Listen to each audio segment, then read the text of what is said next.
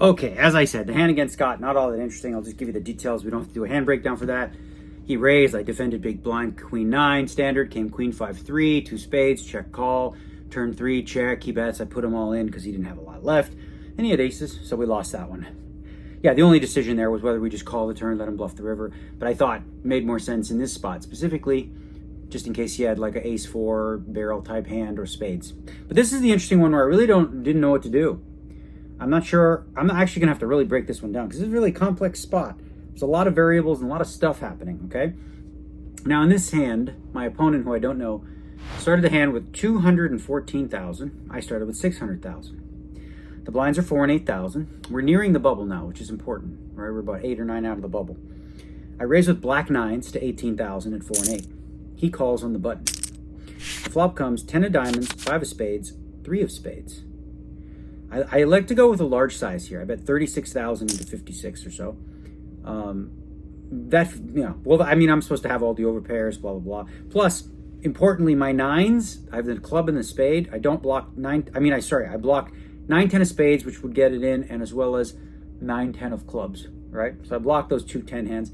And what's important too, when a 10 comes, you have to figure, especially on the bubble, he's not going to have a lot of offsuit 10s, right? So he doesn't have like king 10 off, jack 10 off, queen 10 off. Maybe he has ace 10 off, and that's about it. But other than that, his 10s are going to be suited, so that doesn't have a ton of combos. So I bet he calls the 36K.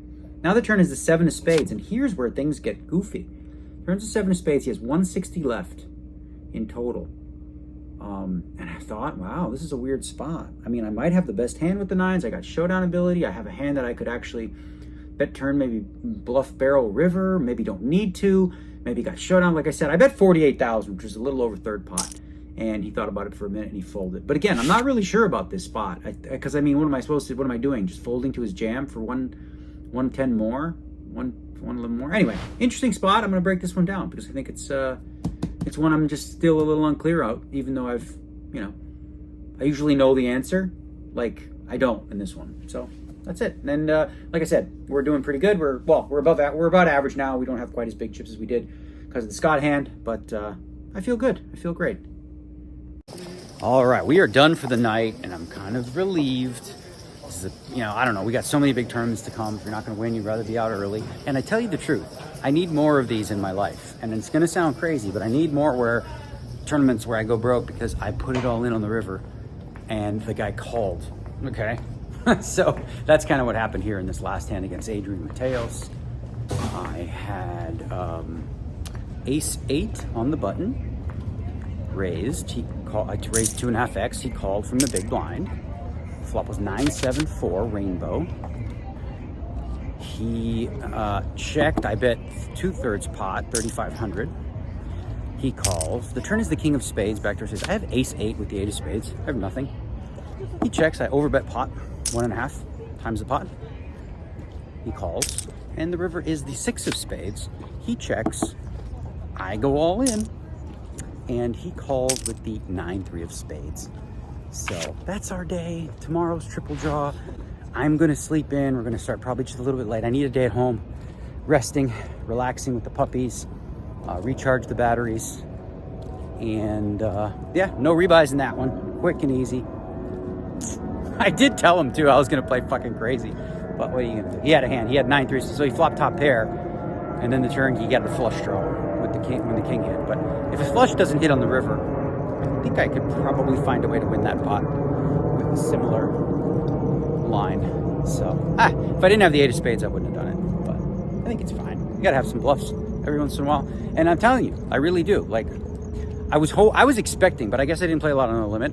I was expecting a lot more hand breakdowns that during this series where I was like, okay, and I moved all in with air, and the guy called, and I'm out, rather than I took a beat. So it's okay. It's all part of the process. Not too upset about it. Moving on. All right, let's talk about a hand. This was a no limit hold'em hand. I know you like the no limit. You guys always ask for no limits, so this is a no limit hand. Kind of interesting, kind of a sexy one. So the blinds are 1 and 2,000 with a $3,000 big blind ante, and it's 5-handed. Okay, so Weinman raises to 4,500, a little more than a min raise from middle position or whatever. True Teller calls from the small blind, and I'm in the big blind. And, you know, it's a dangerous spot 3 ways. You know, you have to have a little bit better ranges. But my hand, I don't feel like doesn't interfere too much with Timofey's. I have the 5-6 offsuit with a club and a spade, which is going to matter a little bit. So I call. The flop comes 9 of clubs, 4 of clubs, deuce of diamonds. And True Taylor leads at it for 6,000. That could be a bunch of different stuff. It could just be a 9. It could be some draws. It could be a bunch of stuff. I decide to call, try to snap that frickin' 3 right in the middle. Ba-bang. A little bit of a concern with Wyman behind, but he's not raising that flop very often. So I call. The turn is the deuce of hearts. Pairs the deuce. Now, Timofey checks. So I have 2 choices. I can check back, take the free card, or I can turn my hand into a bluff. Well, it is a bluff. Period. There's no turning it. It is. So he checks. I decide to go for it. I'm going for half pot. And when I'm betting this half pot, I'm doing so with the intention of following through. This isn't just a one-time, yippee, let's see if I can win the pot with a little bet, and then done. No. It has a plan to follow through. So I bet 13-5 and he calls. Now the river card comes the ace of clubs. Okay? He checks, and obviously, I have the worst part of my range, but I have a really good hand for this because I do have 1 club, so I block flush combos that he could have. I have the bottom of my range. Like if he's trying to construct my range that he beats, let's say he has a 9, there's not a whole lot. If I peeled with ace 5, I hit an ace. If I peeled with 3-5, you know, I made a straight. If I have a deuce, I have trips. I have like 2 clubs, any random. There's a whole bunch of value I'm representing. So the question is, what's the right bet size that can incorporate all that value to get him to fold the hand, right? Don't feel like we need to polarize our hand. If we polarize our hand, we're saying we have a full house or really good flush or nothing. So instead, we're going to go with a value bet looking stuff size. So there's like little 50 something in there. We bet 35,000, about 2/3 pot. He folds, and as he folds, he says, I had you on the turn. Now, when he says that, he either means he had a 9 and feels like I got there in the river, or somehow he hit the deuce and made a big fold, which I doubt. I don't think he's folding a deuce there, but who knows? Anyway, pot goes our way. Got to feel great about this start. Got to keep on moving, keep the focus. Yeah. Okay, let's start out by saying I have an amazing table. I sat down, we're playing 6-handed, 1 stack. Didn't want to show up because I was at the table, and then he decided to just go. I don't know what the hell that was all about, but that's what the lady said. I don't know. Okay, so great table, as I said. Recently, English kid, or I'm not sure from where. I can tell he can play a little bit. I don't know how good yet. We'll find out. So both these hands happen against the same guy. Like I said, I haven't really won any pots. Well, no, I've won plenty of pots. I just never had the best hand. I've been bluffing a lot and not getting caught. But that's how I still am not totally dead. So here's a hand where I raise with 2 9s to 500 at 1 in 200 blinds. The gentleman 2 to my left makes it 2,000. I, of course, call. The flop comes Jack 10 of hearts with a 6. I check, he checks quickly. I'm like, all right, that's ace king all day. Turn is a 7. So turn is a 7. I have the straight draw, whatever. I also decide to, like, just in case he's playing an overpair scared or something like that, which is very slim, I'll just bet small. He won't raise. I'll give myself a good price. So I bet 1,000 on the turn. So like less than quarter pot. He calls. River queen. I check. He bets 3K. I fold. Now against the same player, another spot comes up. I raise to 500 with 2 blackjacks. I get a call on my left, and then he 3-bets again to 2,000. So I'm not 4-betting the jacks this early in the main against players that are playing pretty honest. And I call, and the other player calls. So now the flop comes 9-4 deuce rainbow. Good flop for jacks, right? I check over to him. He bets 6,000. I swear I almost just folded on the flop because I'm like, this is just no good. This guy's not doing this with anything but a big pair. That's bigger than mine. But I thought to myself, okay, twofold. One, if I do call, maybe there's value. Actually, it's almost worth it to try to hit a jack. And also, I thought that there's some chance that I might get to see a free turn card because he should be worried about sets here too. 9s, 4s, and deuces, whatever turns, right? So I do call the 6, which, I'm calling the 6 not thinking like I don't love the situation, right? Anyway, the turn's a 6. I check, he bets 12,000 and shows me 2 kings. So that was it, basically. That was our first 2 hours where I just didn't win. I won, like I said, pots that I just raised before the flop and they all folded, or I c-bet. I'm c-betting at a very, very high frequency in this thing so far. And we'll probably continue to do that and push people around. And hopefully, we start to actually hit some hands. All right, so no blow up. I feel mentally actually pretty darn good, all things considered. I was never upset. That last hand was very, very bizarre, as you saw, because the guy like turned his hand up. Like I said, I thought I saw his hand. He literally turned his cards up, and I don't know. Maybe in retrospect I can draw. But the problem with drawing is, for me to beat his hand, I could only catch literally a 3, and he probably has a 3 in his hand. The other guy too, so it wasn't even worth it. You know, 8-7-5. The first guy broke, and I don't know if this guy knows what's going on. You know what I mean? And that he should like break an 8-7. So it was a really weird hand, but whatever. I started with deuce 4-5-7. Pretty perfect draw. Anyway, let's talk about the hand I wanted to share, which is where I bluffed off, or I didn't bluff off. I'm sorry. Well, fuck, I wasn't going to tell you that, but whatever. All right. You're going to know. Anyways. Okay, so this is the hand. What am I looking at? All these hands. All right. The blinds are 600, 1200. 5-handed table. I raise it up with the 8-6 of spades. The player in the cutoff calls and the button calls. Okay?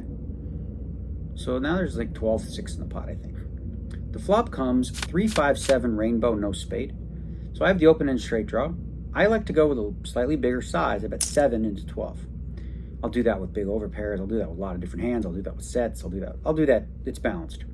First guy calls. Okay? His range here, it could be 8s, could be 9s, could be ace-4 suited, could be 5-6 suited, some 7-8s, like a whole bunch of, there's just a wide range of hands he can have when he calls his flop bet. Other player folds. The turn card is the jack of hearts. Now there are 2 hearts showing. I don't have any.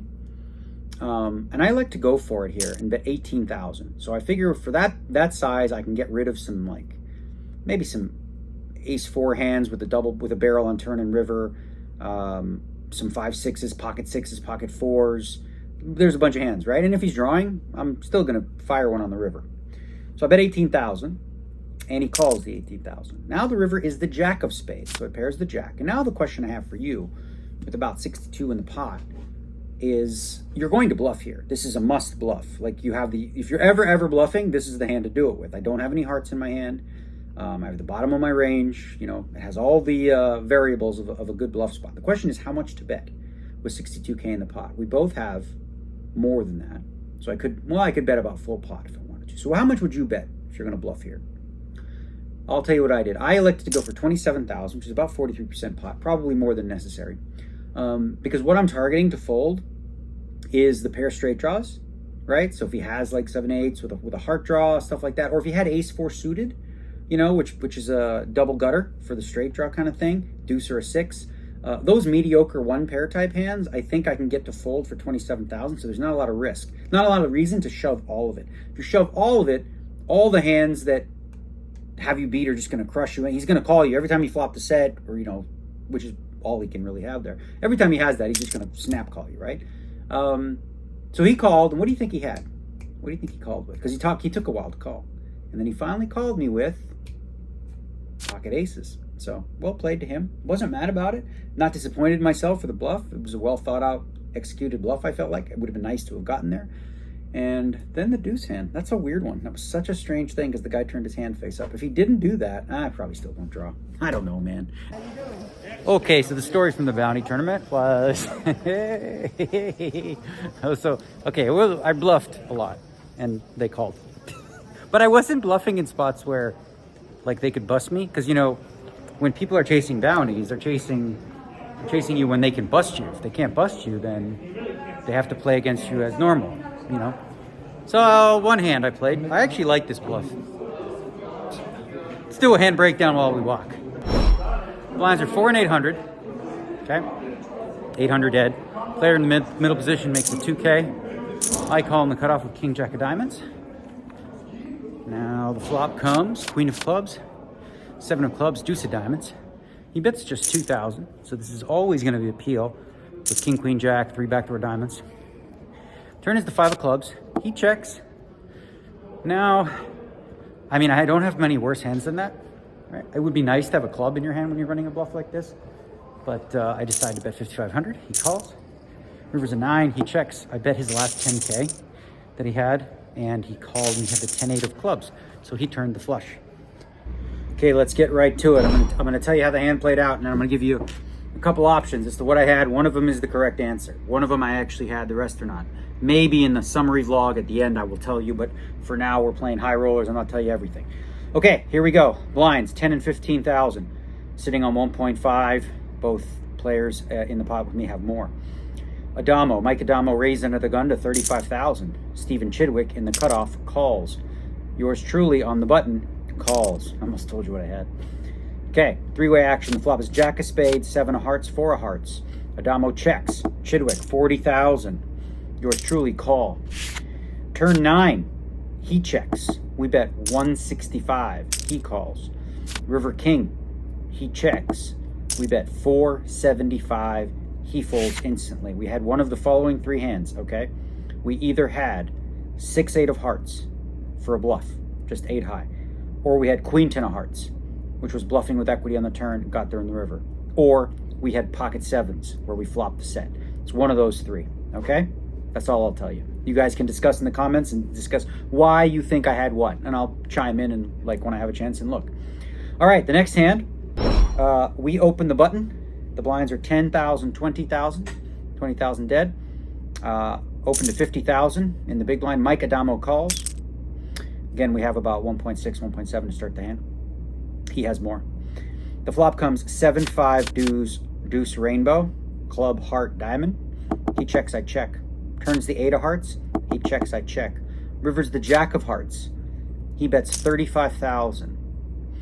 I raise to 325,000. He folds. I had one of 2 hands.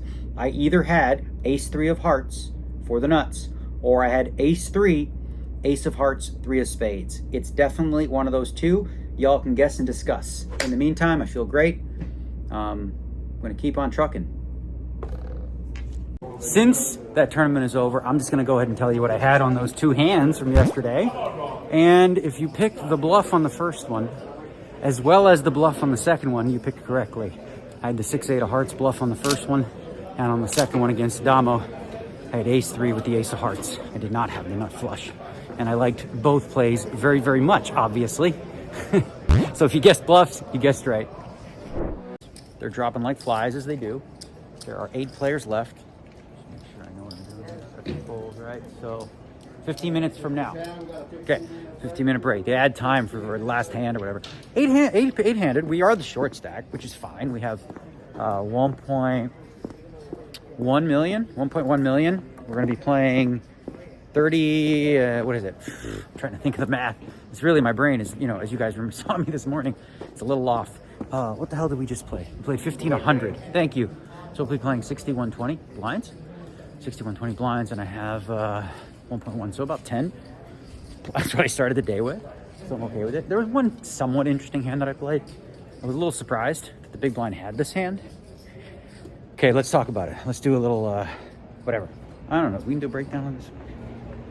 Yeah, let's do the breakdown. Okay, do the hand breakdown. Why not? People like, you like the hand breakdowns? Let's do one.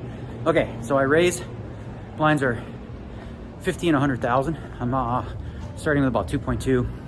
Big blind, you know, big stack. Blinds are 50 and 100 with 100 big blind ante. 6-handed. I opened with 7s to 225. So a little extra gravy. He calls to 225. The flop is Queen 8, 5, 2 diamonds. I don't have diamonds. I have 7 of Hearts, 7 of Clubs. He checks. I bet 200. He calls. The turn is an 8. Okay. And he does the thing, right? This is a very important concept when you like work with solvers. That 8, who's it better for? Remember, who's it better for? The big blind, not me. So I expected him to lead his entire range here. He bets 250,000, which means we can't fold the 7s. We must call with the 7s. He still has Jack 10, Jack 9, 2 diamonds, a 5, you know, a whole bunch of hands. So we call the small bet of 250. And then the river is a 6. And if he bets, I'm probably going to have to call this one too, I think, because a lot of stuff missed. But he decided to check. So we checked back with the 7s. He had Queen Deuce offsuit, which I think is too loose, if you're asking me. But, you know, everyone has their own way to play. I think that's too loose. I would have folded the Queen Deuce. But, and then when he played it, I would have gotten value from the 7s. So I think he misplayed it. But that's my interpretation. You know, everyone has their own views on how to play the game. All right, so we're having fun. We're just gonna keep on trucking, guys. You know what? We win this, we're in the lead. Player of the year. And we'd win another $1 million, which doesn't suck. That's it, y'all. That's it. I'm gonna tell you about a hand on the way out. This is brutal. I had a good amount of chips too. Pretty unlucky in this spot. I had like 240K. So the blinds are, let's do a hand breakdown. On the way out here. So 2 and 4K blinds. I'm doing good. Like I said, one guy makes it 8. Lee Markhold calls, and I've played with this guy since 1998 when I won my first bracelet in first event. He was there at the final table. He calls. I call from the small blind with 2 3s. Flop. The first card I see is a 3. I'm like, yes. Whew. 3, deuce, 7, rainbow. Sexy, right? The guy bets 10K. Lee calls. I call. Sneaky, sneaky. No, you know, set the trap. Turns the queen of diamonds, backdoor flush draw there, whatever. I check. The guy checks. Now Lee bets 29K. And something from my alarm bells are like, oh fuck, what is happening there? What is that bet? 7s? I call. On the river's an ace.